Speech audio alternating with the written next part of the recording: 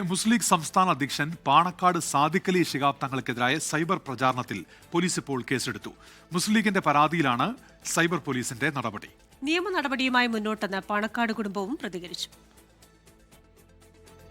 അപകീർത്തിപ്പെടുത്തൽ, പ്രകോപനം സൃഷ്ടിക്കൽ, വ്യാജരേഖ ചമയ്ക്കൽ തുടങ്ങിയ കുറ്റങ്ങൾക്കാണ് പോലീസ് കേസെടുത്തത്. ഷാനു എന്ന വ്യാജ ഫേസ്ബുക്ക് അക്കൗണ്ട് വഴിയായിരുന്നു സാദിഖ് അലി തങ്ങൾക്കെതിരായ ആരോപണങ്ങൾ. മുസ്ലിം ലീഗിന്റെ പരാതിയിലാണ് സൈബർ പോലീസ് കേസെടുത്തത്.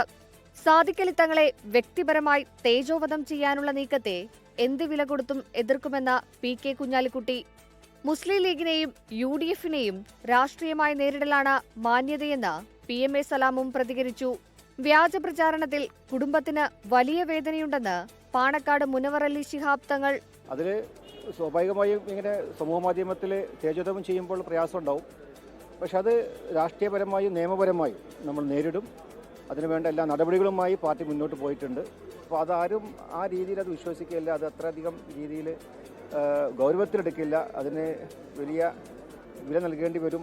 സാദിഖ് അലി തങ്ങളെ സമൂഹ മാധ്യമത്തിൽ താറടിച്ചു കാണിക്കാൻ നടത്തുന്ന കുൽസിത നീക്കങ്ങൾക്കെതിരെ ജാഗ്രത പുലർത്തണമെന്ന ഇടതു സഹയാത്രികനും തവനൂരിലെ LDF സ്ഥാനാർത്ഥിയുമായ KT ജലീൽ പ്രതികരിച്ചു. അതേസമയം ആരോപണങ്ങൾ ഉന്നയിച്ച ഫേസ്ബുക്ക് അക്കൗണ്ട് ഇപ്പോൾ അപ്രത്യക്ഷമായിട്ടുണ്ട്. 24 മലപ്പുറം.